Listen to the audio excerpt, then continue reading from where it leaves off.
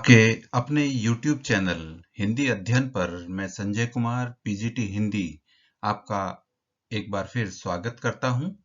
आज हम एनसीईआरटी कक्षा 7 हिंदी विषय की पाठ्यपुस्तक वसंत भाग 2 के पाठ 20 विप्लव गायन कविता को लेकर प्रस्तुत हैं, जिसके कवि हैं बालकृष्ण शर्मा नवीन। और यह कविता राजस्थान के विद्यार्थियों के लिए भी समान रूप से उपयोगी है।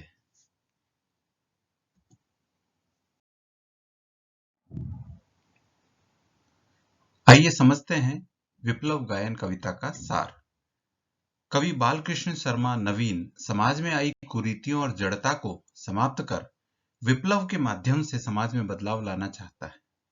कवि लोगों को सावधान करते हुए कहता है कि मेरी वीणा से अब मधुर स्वर के स्थान पर विद्रोह या नव निर्माण के स्वर निकलेंगे। साथ ही वह कहता है कि ये स्वर निकालते निकालते उसका गला रुक गया है। विप्लव गायन के प्रभाव से लोगों में गतिशीलता आ गई है। अंत में कवि कहता है कि संघर्ष करते हुए जीवन में परिवर्तन लाया जा सकता है। यह पोषक सूत्र या रहस्य वह समझ चुका है, परख चुका है और लोगों को भी यह बात समझ आ गई है। विप्लव गायन जड़ता के विरुद्ध विकास व गतिशीलता की कविता है। गतिशीलता को अवरुद्ध करने वाली प्रवृत्ति से संघर्ष करके कवि नव सृजन करना चाहता है। इसलिए कवि विप्लव के माध्यम से परिवर्तन की हिलोर लाना चाहता है। इस कविता में कवि ने गतिशील बने रहने तथा संघर्ष व परिश्रम द्वारा नव सृजन करने की प्रेरणा दी है।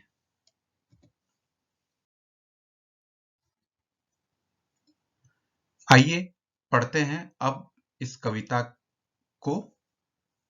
कवि कुछ ऐसी तान सुनाओ जिससे उथल पुथल मच जाए, एक हिलोर इधर से आए, एक हिलोर उधर से आए। सावधान मेरी वीणा में चिनगारियां आन बैठी है, टूटी है मिजराबें, अंगुलियां दोनों मेरी ऐंठी है। तान का अर्थ है गीत, हिलोर का अर्थ है लहर और मिजराबों का अर्थ होता है वीणा बजाते समय अंगुलियों में पहना जाने वाला छल्ला। कवि बालकृष्ण शर्मा नवीन समाज में आई कुरीति और जड़ता को समाप्त कर समाज के विप्लव के माध्यम से समाज में बदलाव लाना चाहते हैं। कवि चाहता है कि समाज में ऐसे गीत गूंज उठे जिससे हर जगह उथल पुथल और क्रांति मच जाए। यह गीत एक प्रलयकारी लहर की भांति इस तरह इधर से उधर आए जिसमें रूढ़ी और जड़ता फैलाने वाली शक्तियां बह जाए तथा समाज में नव निर्माण का स्वर गूंजे। कवि लोगों को सावधान करते हुए कहता है कि मेरी वीणा से अब मधुर स्वर के स्थान पर विद्रोह या नव निर्माण के स्वर निकलेंगे। ऐसा करते हुए भले ही उसकी मिजराबें टूट जाए, अंगुलियां घायल होकर ऐंठ जाए, पर समाज में क्रांतिकारी बदलाव लाकर वह नव निर्माण करना चाहता है।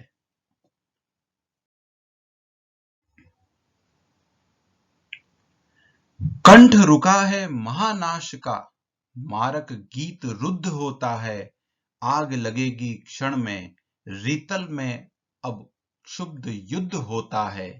झाड़ और झंखाड़ दग्ध हैं इस ज्वलंत गायन के स्वर से, रुद्ध गीत की क्रुद्ध तान है निकली मेरे अंतरतर से।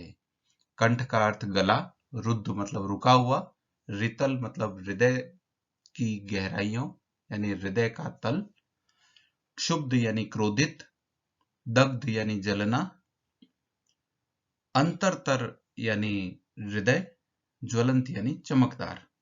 कवि विनाश का गीत, क्रांति का गीत गाना चाहता है। वह विध्वंस या क्रांति की नींव पर नव निर्माण करना चाहता है। ये स्वर निकालते निकालते और इस उत्तेजना के कारण उसका गला रुक गया है, जिसके कारण क्रांति गीत नहीं निकल पा रहे हैं, विनाश के महानाश के गीत नहीं निकल पा रहे हैं। इससे उसके हृदय में परिवर्तन लाने की ज्वाला उठ रही है, वह अत्यंत क्रुद्ध या क्रोधित होकर अपने आप से ही लड़ रहा है। इस क्रांति स्वर से घास फूस और झाड़ियां जलकर राख हो जाएंगी। यहाँ घास फूस और झाड़ियों का अर्थ पुरानी रूढ़ियों और पुराने रूढ़िगत विचारों से है कि पुरानी रूढ़ियां और विचार नष्ट हो जाएंगे। जिस प्रकार से घास फूस और झाड़ियां जलकर नष्ट हो जाती हैं आग में, उसी प्रकार क्रांति के स्वर में पुरानी रूढ़ियां और विचार नष्ट हो जाएंगे। हृदय में भरे इस आक्रोश से क्रांति की तान निकलकर विध्वंस मचा देगी, ऐसा कवि का मानना है।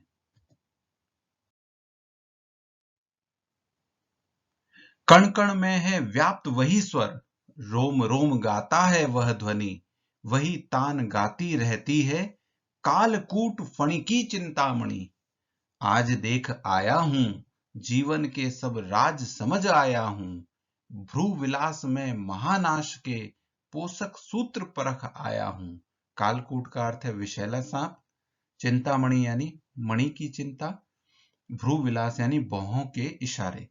कवि कहता है कि संघर्ष व नव सृजन करने वाला स्वर कण कण में तथा वही उस स्वर उसके रोम रोम में समा गया है, अर्थात परिवर्तन और नव निर्माण की बात लोगों के रोम रोम और प्रकृति के कण कण में व्याप्त है। इसकी ध्वनि सुनाई दे रही है। जिस प्रकार विषैला सांप अपनी मणि की रक्षा के लिए चिंतित रहता है, उसी प्रकार लोग, व्यक्ति नव निर्माण के लिए चिंतित हो उठे हैं। वह समाज में बदलाव लाने वाली शक्तियों से भी परिचित हो चुके हैं। उसकी आंखों के, कवि की आंखों के एक इशारे मात्र से ही परिवर्तन हो जाएगा, ऐसा कवि का मानना है। लोग उस पोषक सूत्र को जान या समझ गए हैं जिससे नव निर्माण किया जा सकता है। कवि कहता है कि संघर्ष करते हुए जीवन में परिवर्तन लाया जा सकता है। यह रहस्य वह परख चुका है, इस पोषक सूत्र को उसने परख लिया है।